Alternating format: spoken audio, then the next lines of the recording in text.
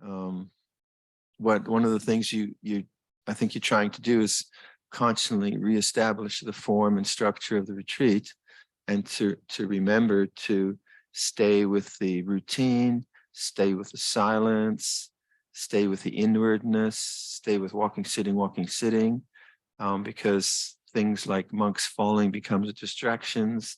And, these are the worldly dharmas, and you have to take care of them.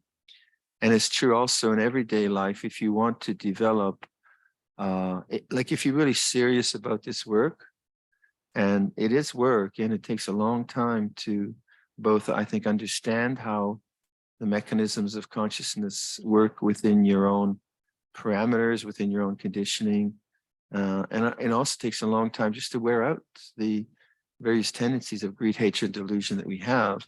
So it is a serious concern in that sense. And you have to put a lot of time into, I think, formal practice. Sometimes people say, well, I try to be mindful all day. Good. Don't try to be heedless all day. That's not a good idea.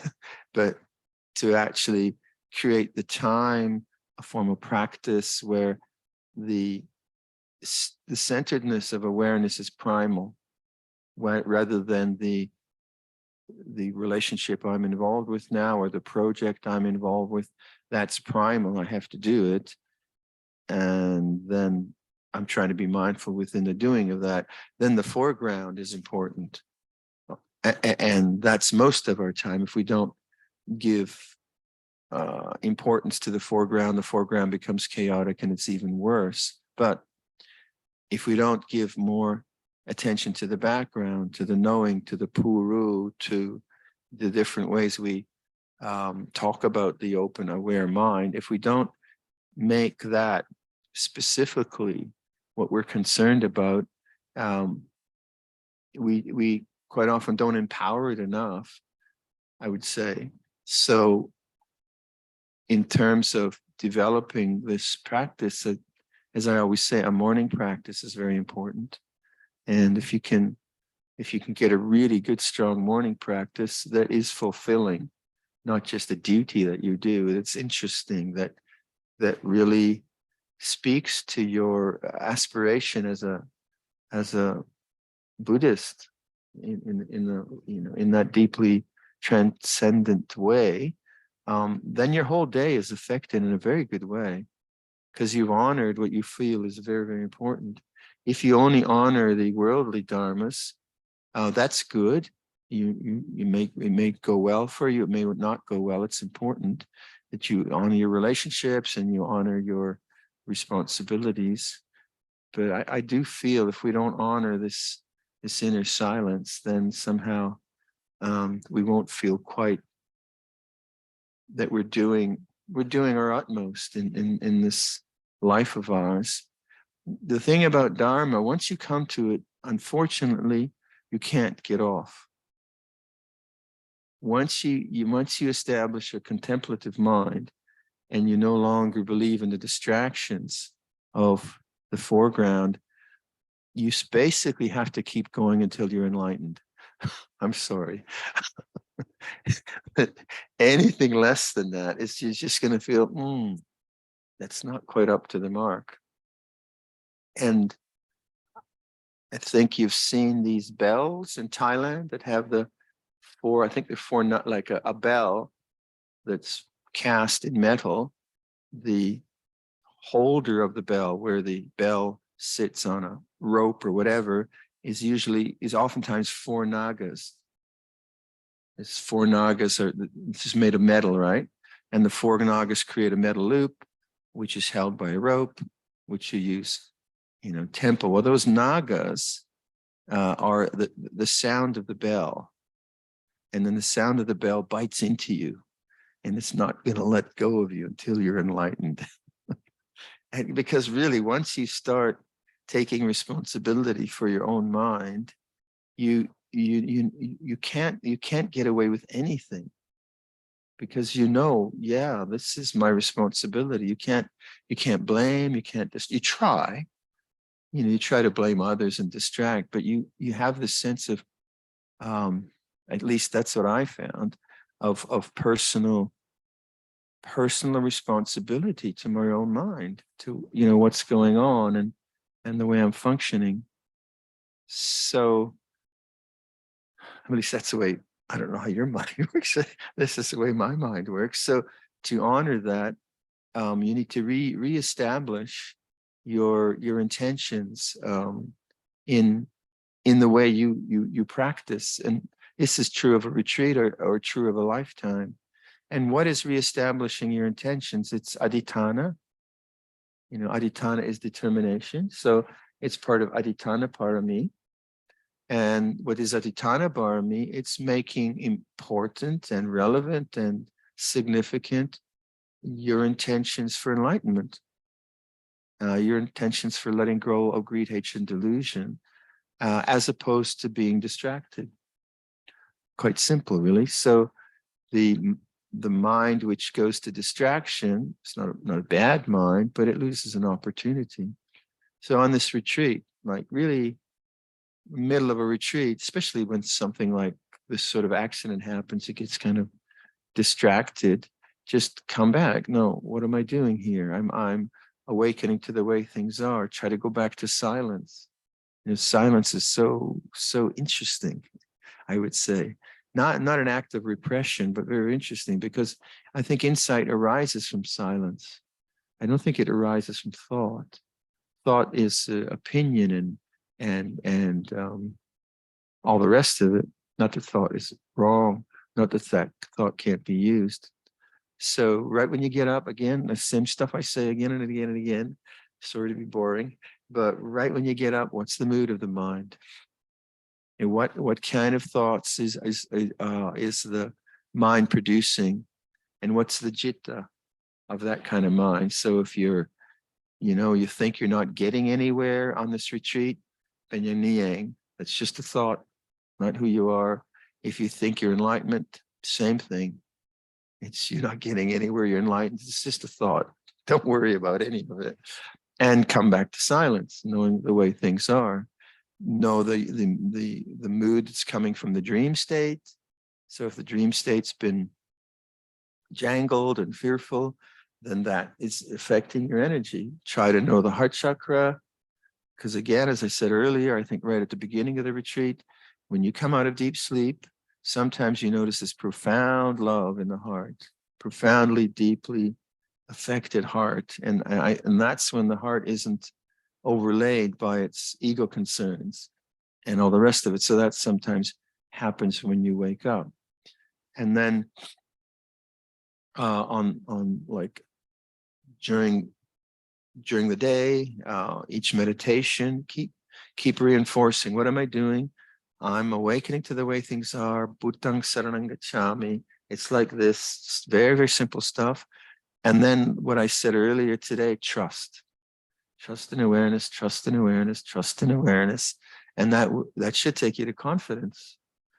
So there's that. That's kind of Viradhammo coaching, rah, rah, rah, go for it kind of guy. In terms of meditation, I thought we could do a body meditation today. And this is a very good way to develop body awareness when you do yoga nidra. So we won't all lay down just now, because it wouldn't look good on the internet. Right. Sorry, folks. But the way I've educated myself to yoga nidra is to try to develop what's called whole body awareness. So that is a way of knowing the body as sensation, as heat, as pressure, but not as concept. So like my hand is a bit swollen because I'm always hanging it down now because I can't lift it. So the hand's a bit swollen. But the concept of swollen is not the same as the feeling of swollen, obviously, right? So swollen feels like this, and then I just wait. And then I feel it. Or I squeeze it. And then that comes into consciousness. So that's what I mean by making conscious the body. And then if you do that in yoga nidra, if you do yoga nidra, and you go and I'll go through the body on this meditation, then one of the really interesting observations you gain in observing the body is how much you're holding the body. And we're so much identified with the body. I am the body kind of thing. And because yoga nidra really requires no physical effort, you kind of get an insight. Wow, look at that! How maybe my face is holding it, or my hands, or whatever, and that exploration brings you more to the seeing that the body is the foreground and the awareness is the background, and that you are not the body. That is not your real home. So obviously that's terribly important if you crack your arm, or if you have, like a lot of people now have these terrible autoimmune sicknesses. Those are not uncommon now. We have, like in Canada, we have Lyme's disease, quite serious, a couple of our monks, and so on and so forth. So sickness is a very, very real thing. And although we treat it as best we can, we go and have operations on Friday and we do things like that, still, if you can develop this kind of interest in the body, not just when it's sick or when it's having a problem, but that whole identity with the body, the whole sense of the body being held by my will, and that you can really explore in yoga nidra if you find that posture interesting. So again, I squeeze my hand. I have that action. I say hand, but that's different than waiting. So then I localize my attention on my hand, and then I wait. There's the silence. The waiting is the silence. And I localize the attention. So then all of a sudden, whatever swollenness is becomes apparent, not as a thought, but as an experience. And so what am I doing? I'm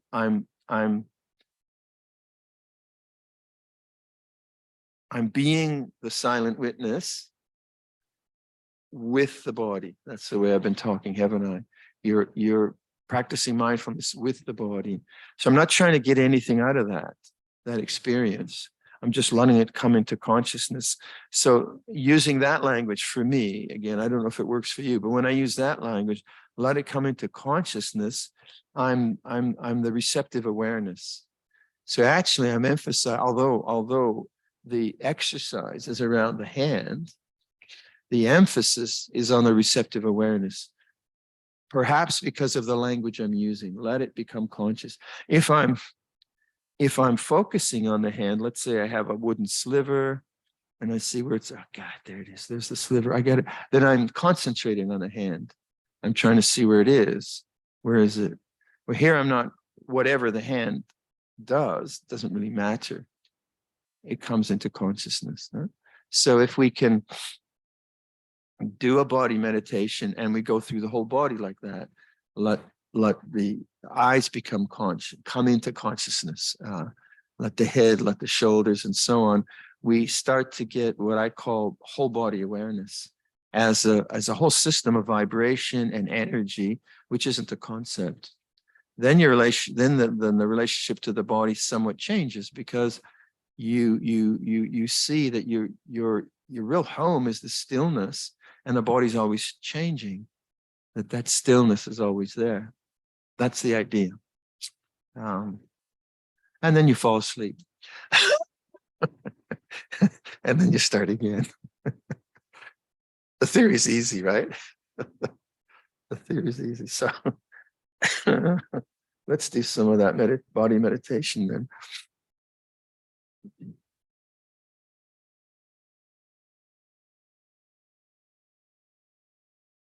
All right.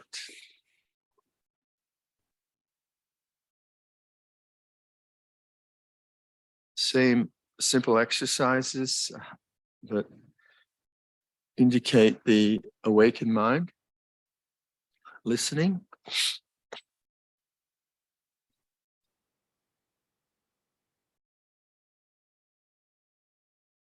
No thought.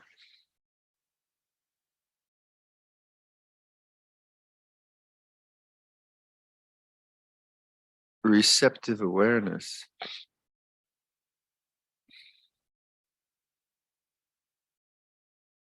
Let the sounds come to you.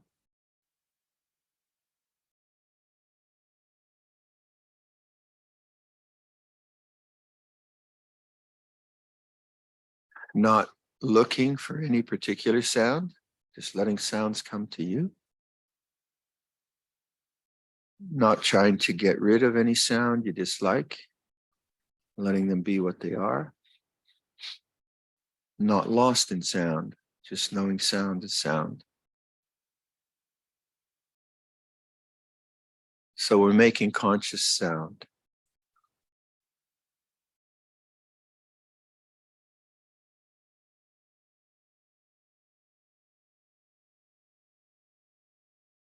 Perceive sound as in awareness. So awareness is spacious consciousness.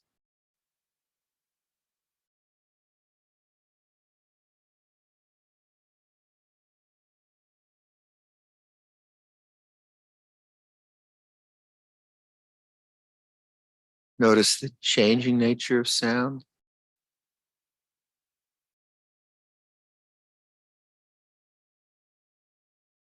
And notice the stillness of the very noticing.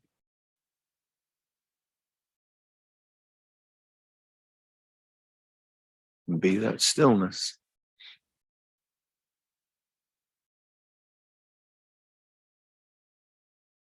So it's always good to go through, at least I find it good to go through some exercise which emphasizes this open awareness, kind of reminds you of the quality of attention that we are interested in. So having established that, listening, bring attention to the body, bring attention to your face, bring attention to the mouth. Feel the sensations in the region of the mouth. Begin with the lips. Let the feelings in the lips become conscious.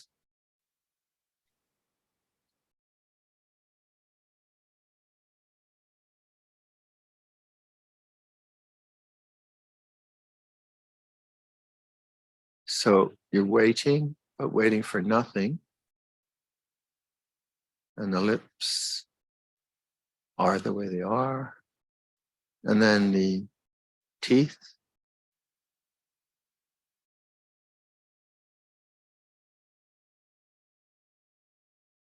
The tongue.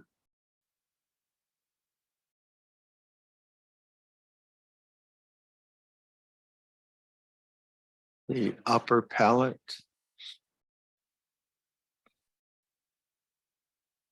And the lower palate. So the whole area of the mouth. One mass of sensations and temperature, whatever. Let that be conscious.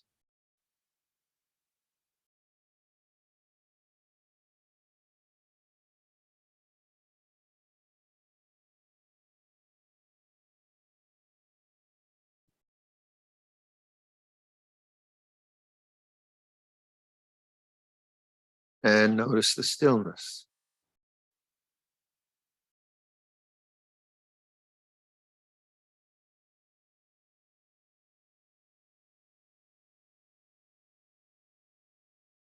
Bring attention to your ears, the outer structures of the ears.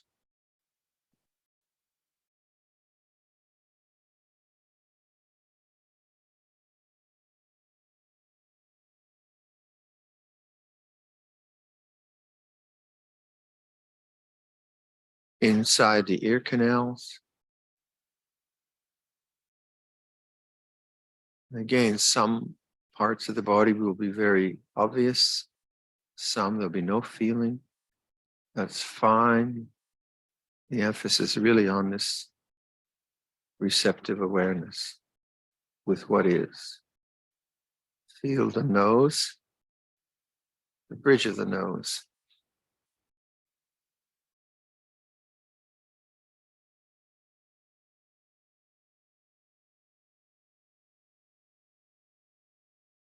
And then the nostrils.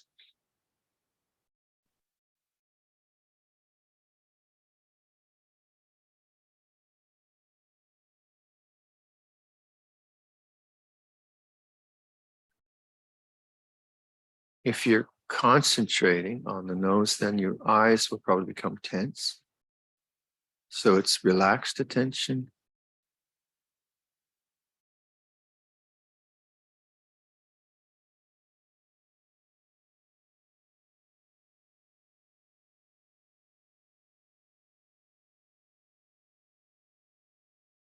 The eyes, bring attention to the eyes.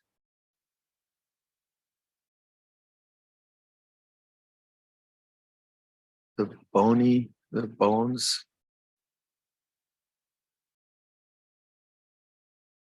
Use that technique if you want. Imagine that you have large sunglasses, and the bones of the eye sockets are expanding outwards. And you're conscious of any tension there. You're letting that appear in that way.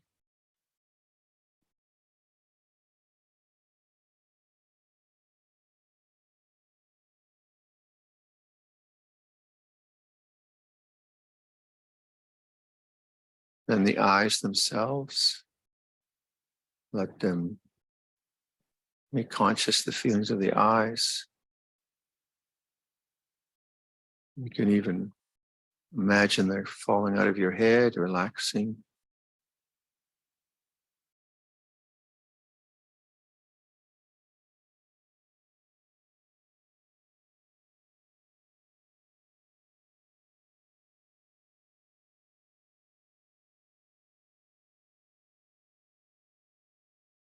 The temples,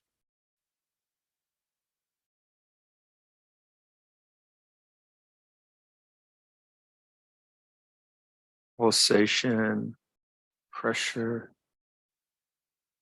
let it become conscious.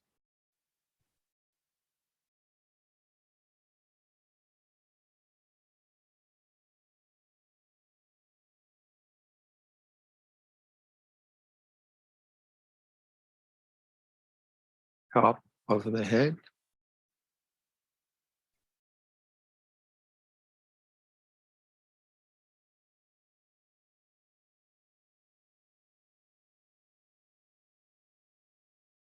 go inside the skull, see if you can sense anything there, the brain.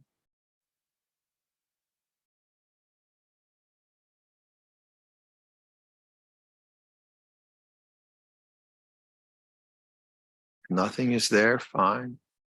Just letting things come into consciousness, receptive awareness.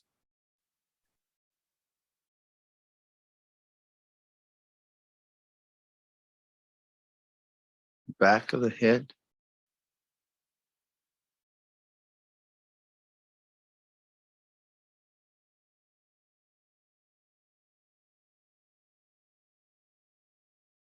now feel the whole head as a mass of sensation, not its concept. And perceive head as in awareness. So rather than you living behind the eyes, the head is in awareness.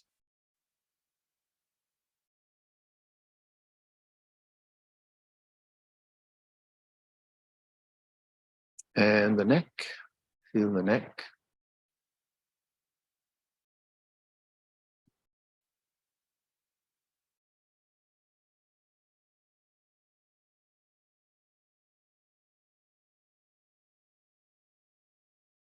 the throat especially.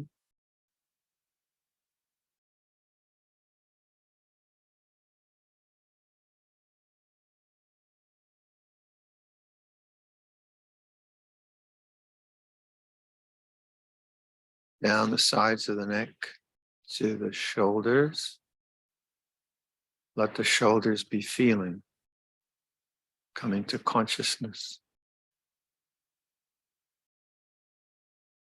Start with the left shoulder.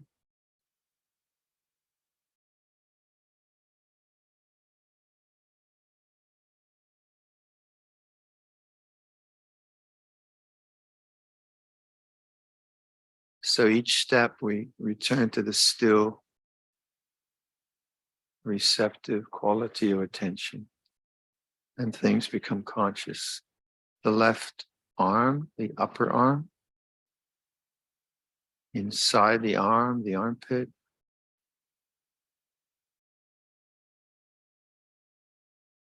outside of the upper arm, left side,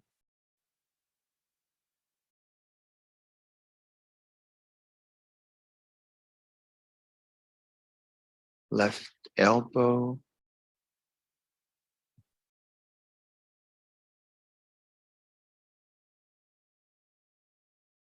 the forearm,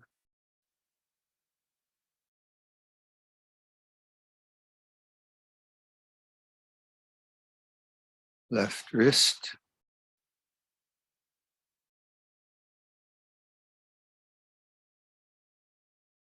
left hand, palm of the hand,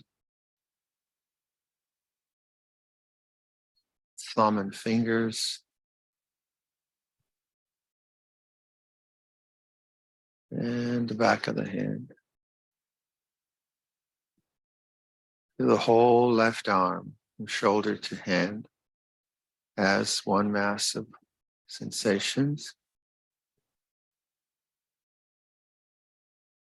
And the arm is in awareness.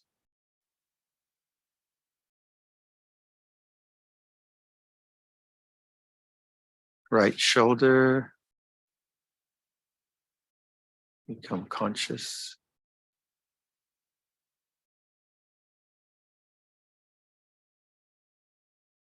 Upper arm, right side.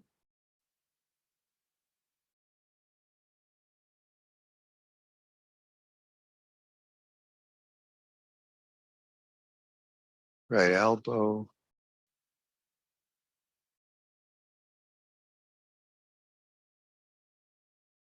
Right forearm.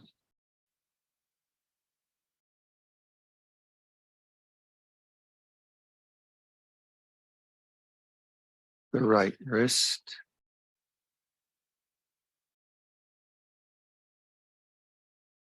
Palm of the right hand.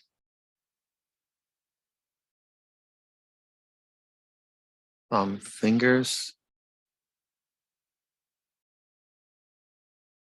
Back of the right hand. Let the whole right hand become conscious from the whole right arm, from shoulder to hand.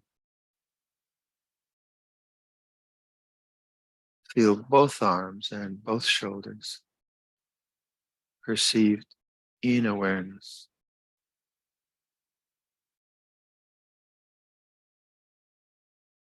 Head, neck, shoulders, arms. Objects in awareness.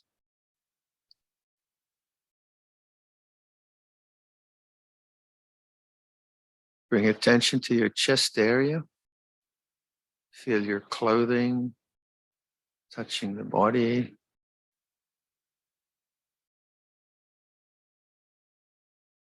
Feel the skin inside the body. Feel the lungs.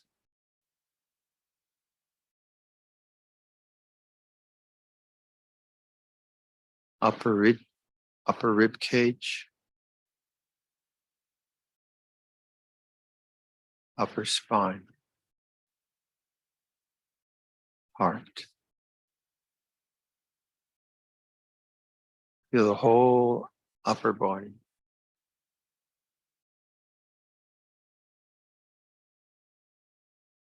And this is in awareness, an object in awareness.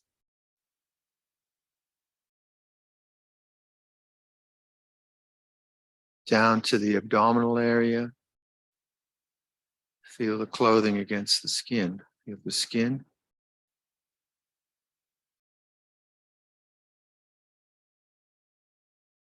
The organs of the abdominal area, stomach, the liver, kidneys, whatever you feel there, let it become conscious.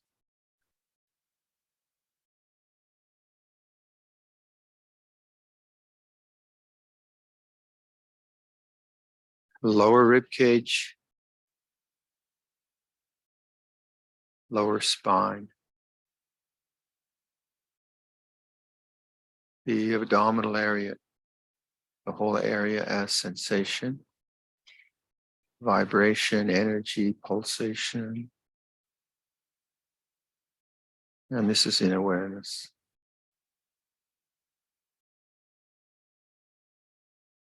Feel the pelvic area, clothing against the skin.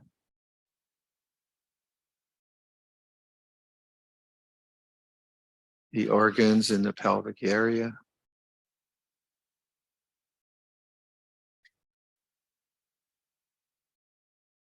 The bones of the pelvis.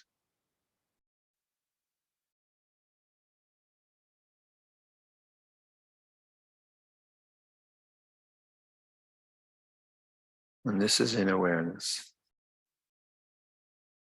Feel the hips, feel the left hip.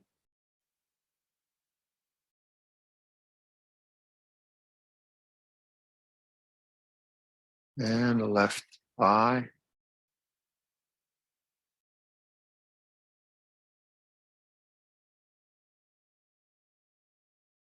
The left knee.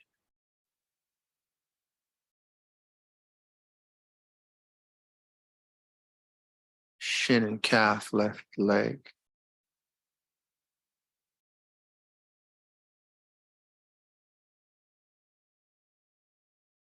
Left ankle, let the left ankle become feeling. Let it come into consciousness. Left ankle.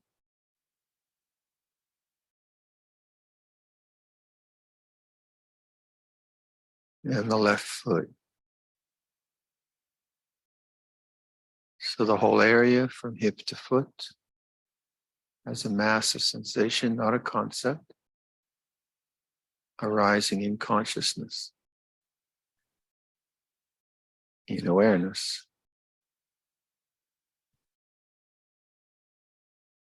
Right hip.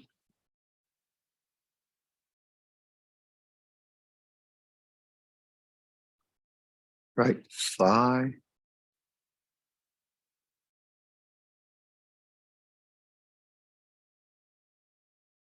Right knee.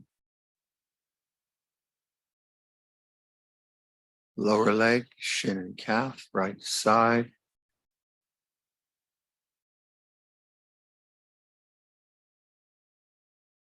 Right ankle and right foot. The whole area from hip to foot, right side.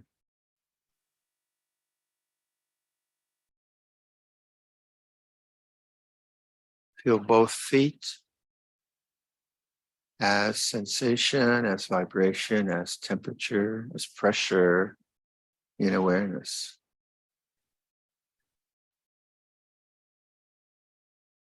Feel the hips, the pelvic area, the abdominal area, chest, arms, shoulders, neck, and head. Step back, as it were, and notice the whole body as sensation in awareness. No thought. No need to think.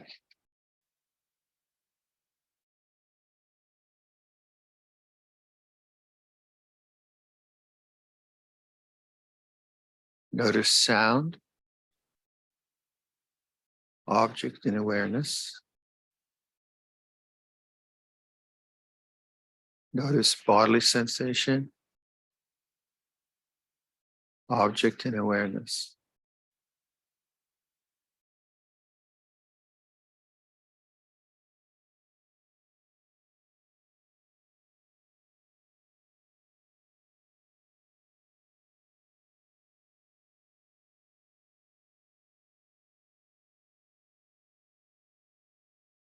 So be that awareness, that's still knowing.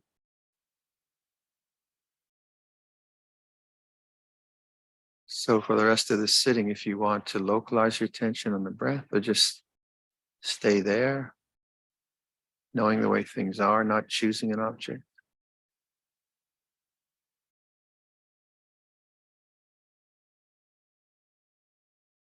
We'll just sit silently for the rest.